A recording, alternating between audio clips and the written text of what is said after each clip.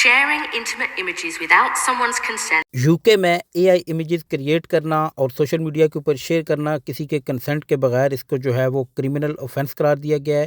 آج ہی جو ہے، بلکہ اب سے کچھ دیر پہلے جو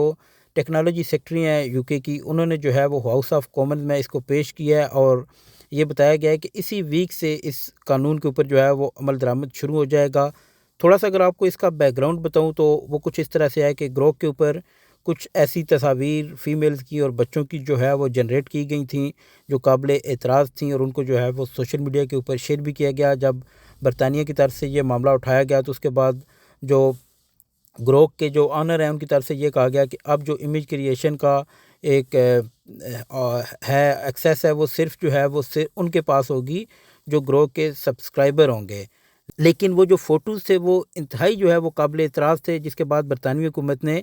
اب اسے کرمنل اوفینس قرار دیا ہے۔ نہ صرف وہ جو تصویریں جنریٹ کرے گا بلکہ وہ پلیٹ فارم بھی جو ہے اس کے اوپر بھی کارروائی ہوگی۔